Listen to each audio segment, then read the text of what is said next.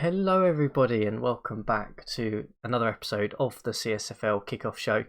And today, we are back with season previews, and we are going to be looking in this episode at the AFC, trying to break down the conference, what are the interesting stories heading into the season, who are the contenders, who are the teams that are really going to excite us this year.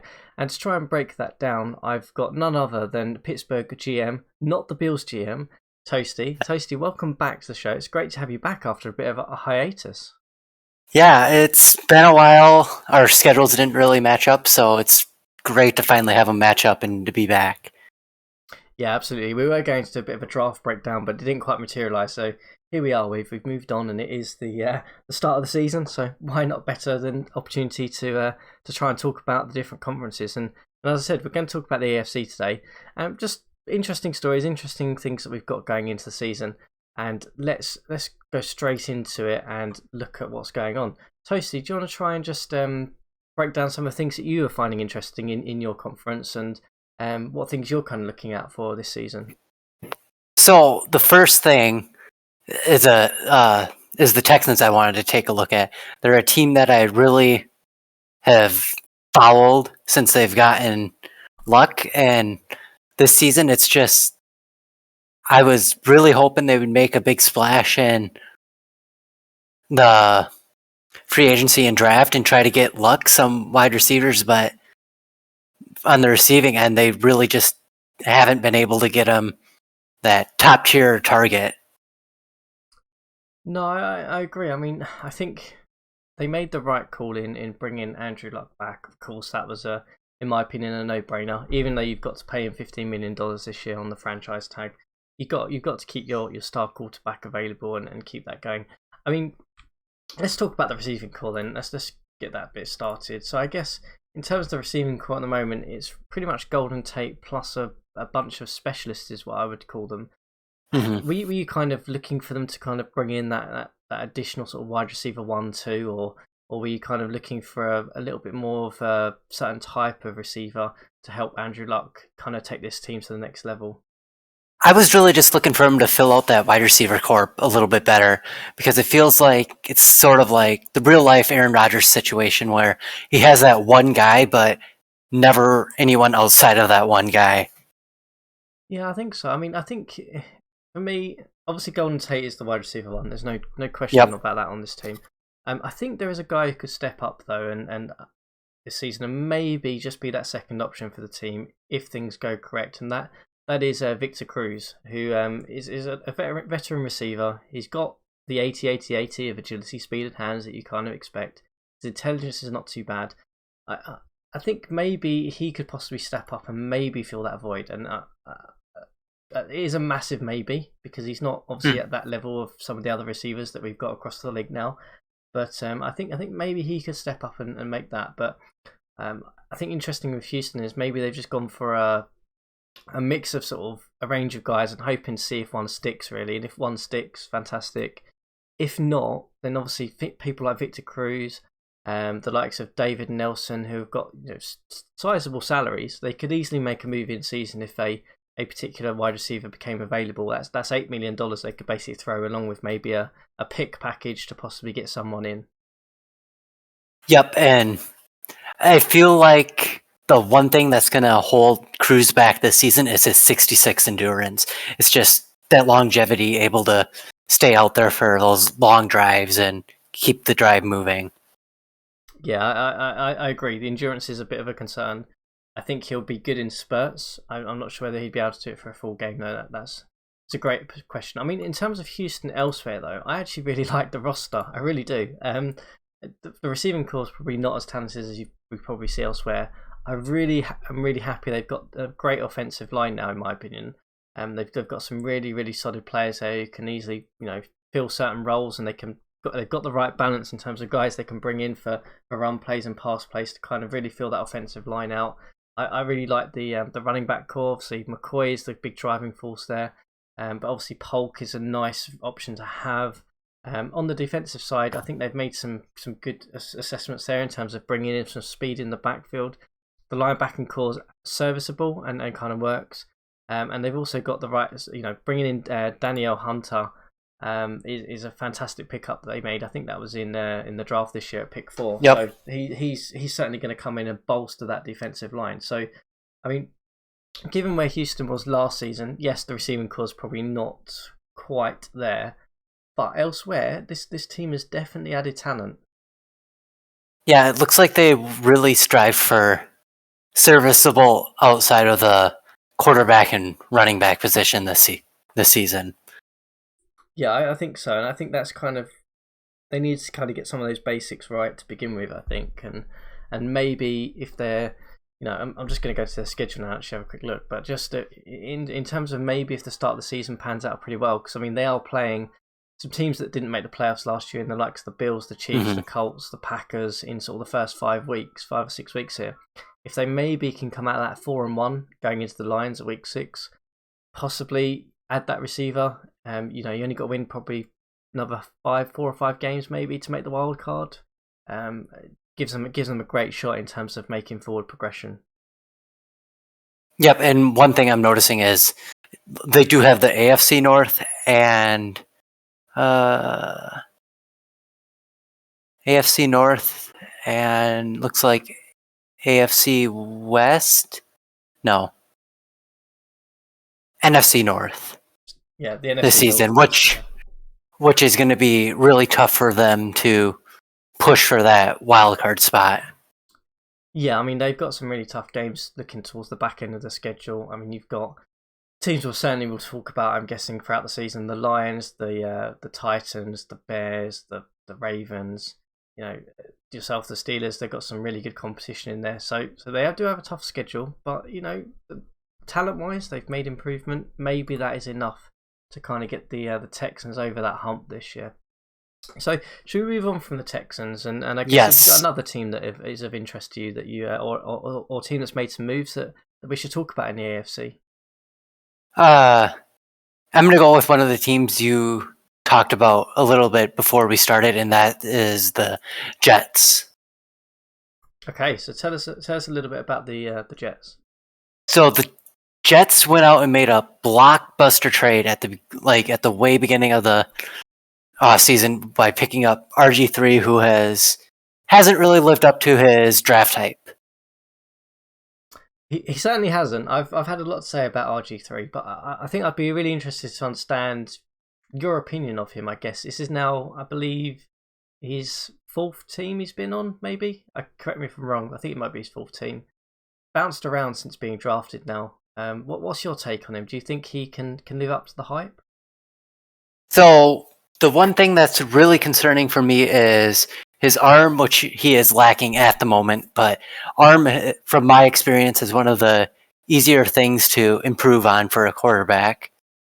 But outside of that, he is a really solid quarterback, and it'll be really interesting to see what he can do now with one of the quote-unquote upper-tier GMs. Yeah, I mean, one of the big storylines, in my opinion, coming out of the off-season is that you've got a GM that came in last season, certainly proved to be one of definitely one of the more competent GMs that we've got in the league now, and at acquiring I still think Robert Griffin, he could develop into maybe that's one of those tier 1 quarterbacks. I mean, on paper, ratings wise, I don't see anything that necessarily is going to be concerned there. And combining those two together and seeing if that can materialize into a fruitful relationship, I guess, is going to be fascinating to watch. I mean, the Jets. I mean, looking at his stats elsewhere, I mean, he has improved. I mean, Cincinnati did work fairly effectively with him last year.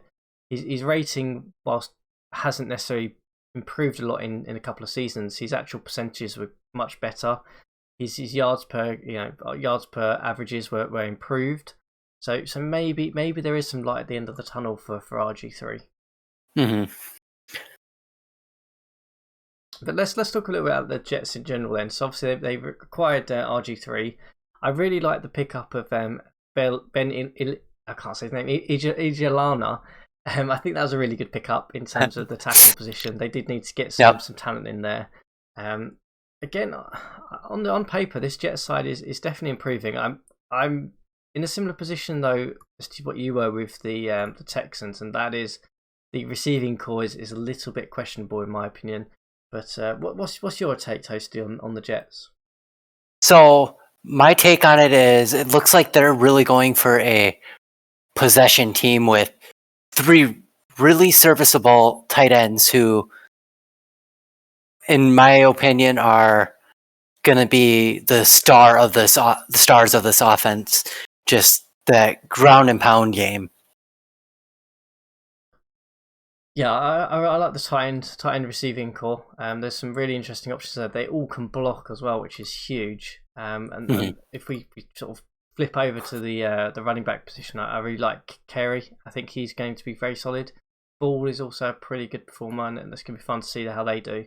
I'm still concerned about the lack of options available though, and it might require Griffin to maybe do a little bit more on the ground possibly than he has done in a few seasons, and I'm not sure how effective that's going to be. Turning over to sort of the defensive side, I'm would be broadly happy with how the Jets are looking there. I think they've got talent across all the main positions. Defensive end, they've brought in CJ Wilson, who I think is going to be serviceable there. Safety positions are all fairly strong for this team. My problem is that you turn back to the likes of the schedule for the Jets, and they've got some tough competition. So they obviously have got to play the likes of the likes of the Steelers, Ravens in that division. Not the Ravens actually. The Ravens aren't in that division. So sorry, the Broncos. They're playing the Broncos division. Yeah, so the Broncos and the Chargers. I'm sure we'll talk about later. It's a tough division to try and win, and then obviously looking in their own division, they've got to get past the likes of the Patriots and Miami, and who've been up and down in seasons past. And so I think schedule might be the hindering factor with this team, but I'm really excited to see how RG3, the quarterback, does with Zimmer, the GM, really coming into this, because that could be a really promising mix. And I think they're going to be. I think whatever happens, Toasty, I think they're going to be a fun team to watch, just to see how they do with some of the options they have available on the offensive side.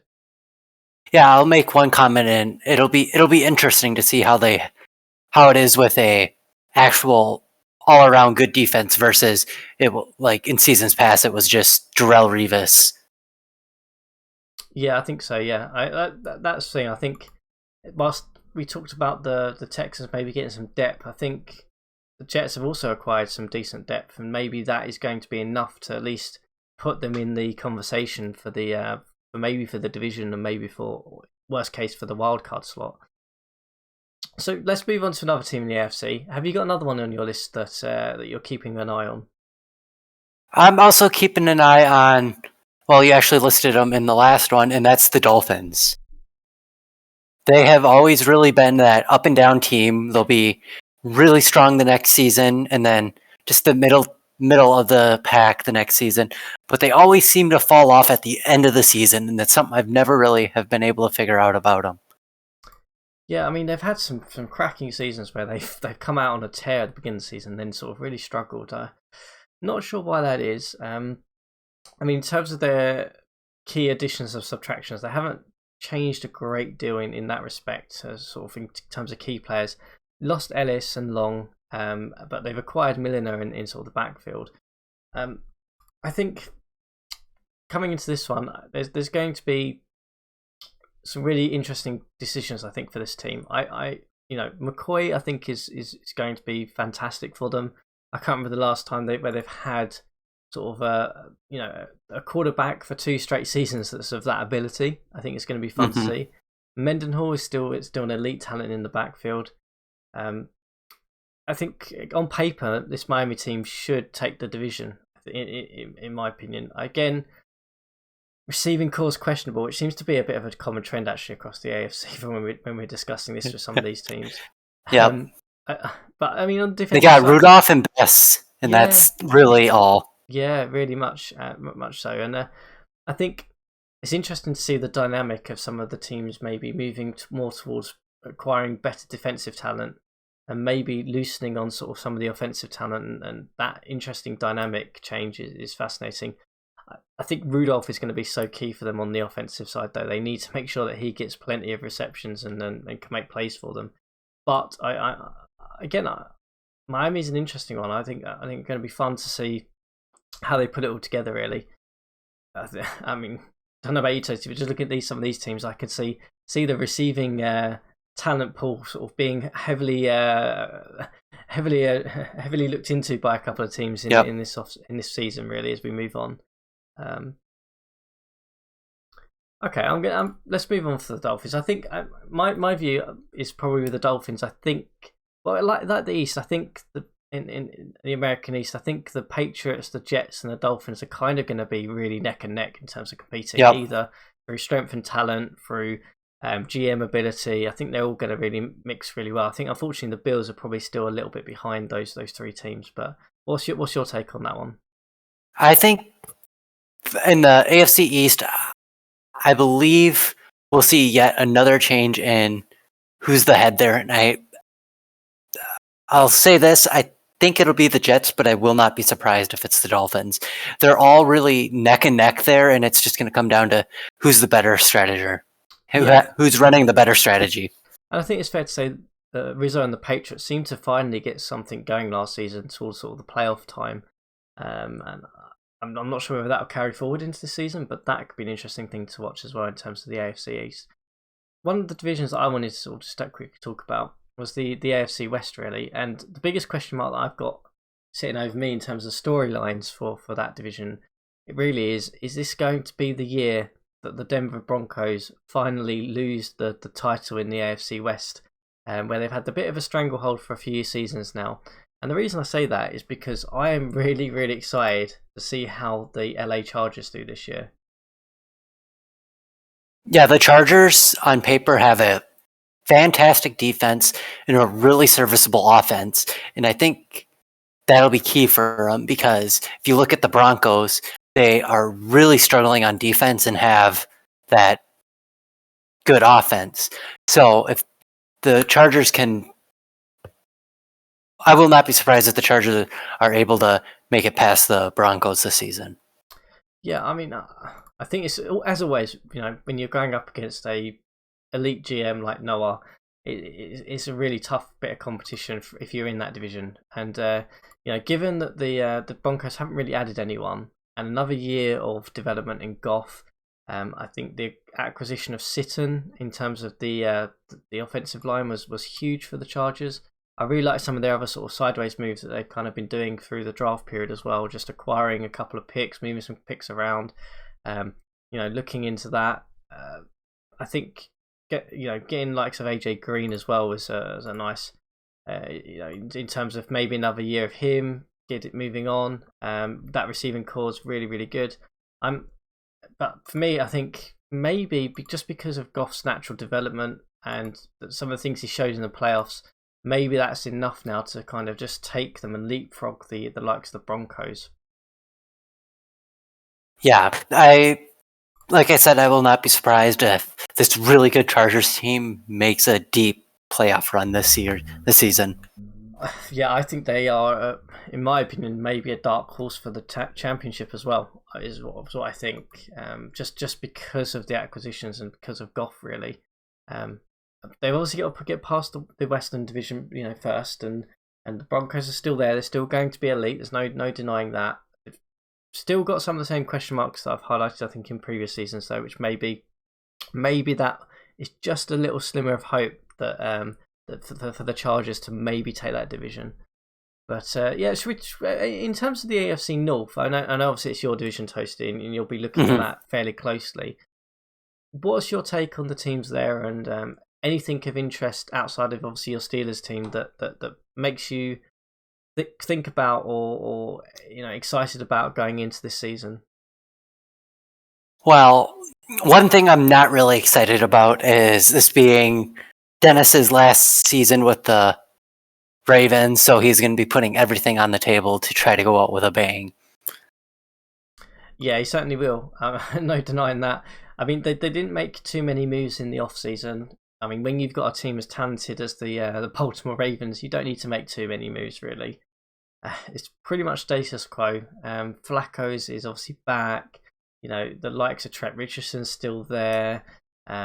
Still got that amazing receiving core. I think it's going to be, yeah. I think you've got a challenge on your hands there for sure, because there's no denying that he will be throwing whatever he can to maybe acquire some star talent to probably just take him from that tier of contending to just being over the top, I think, this year. And don't envy you with that challenge this year. I mean, I guess when you look at the Ravens, is there any major strengths that you see with that roster, or with Dennis as a GM, or any major gaps that you think they probably will be looking to address through the season? So for gaps, all I can really see for them on paper is they need to bolster up their linebacking core, especially with the Browns striving to have that really strong running game. And for strength, it's going to be the run game again. They have two running backs over 85 speed, and all three of them are above 85 overall. And they're going to run it whenever they can, and then only pass it to when they need to pass it. And it's going to be a difficult season. Yeah, I think my take on it, from an outside perspective, is I think maybe they need to get more utilisation out of Trent Richardson this year. I think he had a fairly tough year last year in terms of maybe his performances that he would have had in the original Cardinals start of his career. And I think if they can just get some of that performance out of him again, just in terms of his yardage positions, and in terms of just some of his sheer volume of stats there, I think that might be enough for them to probably be within a very close shout of a title, I think, this year. I think utilising him maybe is going to be sort of the key to this team. I think there's no surprise that the likes of Flacco is going to have receiving options. He always has. Quick, Gene and Brown are going to be perfectly fine and serviceable there. In terms of linebacking core, there's some challenges there, but they've got a nice mix of players. I like Mock, and I like the likes of Gordon. I think they're going to be fine. They've got some speed in there. They've got a bit of strength, a bit of agility that's probably going to be enough. They can all basically tackle fairly effectively as well. So I think they'll be okay there. When it comes up to sort of those top tier teams, it's always fine margins, and for me, the fine margin is probably utilising that running back core, and Trent Richardson in particular, as much as they possibly can. You mentioned the Browns and their sort of decision to go to sort of a heavy sort of running game. I'm interested to get your thoughts on the Browns, because they've obviously been sort of in a bit of a downward trajectory ever since the CSFL started, and changed GM obviously a couple of seasons ago. Starting to get a flavour for what the current GM Jed is looking to kind of do with this team. But given that you're close to in this division, what's your thoughts on the Browns? So with the Browns, I have never really been able to get a beat on them. In this offseason, I feel like I really got the beat on them, and that's that they want to run the ball. And they have really made the moves to be able to do that with picking up who was it? Freeman a couple seasons ago. He is going to be their star of the season, and it'll be really interesting to see if their plans pan out. Yeah, definitely. Freeman's obviously a great value for what he's being paid, to be honest with you. The offensive line is very, very run focused. Big offensive line as well, so it's, run and pound it kind of thing.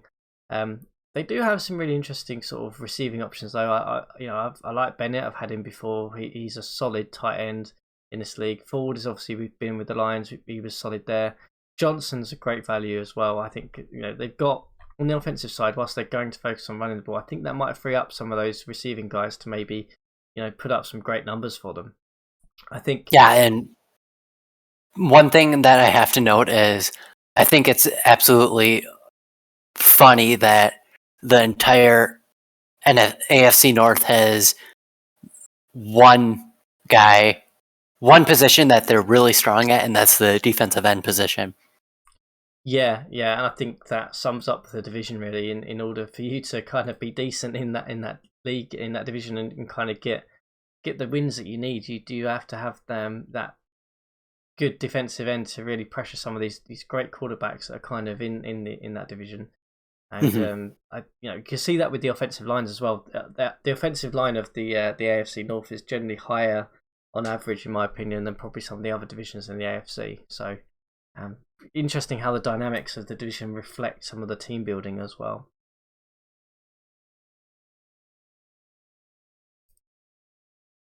So I think we probably can't not talk about the AFC and talk about last season's runners up, the Tennessee Titans. I think we have to give them a little bit of time to talk about how they are and where they've got to. And obviously last season they fell short on the Super Bowl. That unfortunate injury to Rodgers and co kind of destroyed their destroyed their Super Bowl hopes in sort of a heartbeat really in the actual the game itself. But the Titans, obviously if Rodgers is back, he didn't retire, he's fully healthy.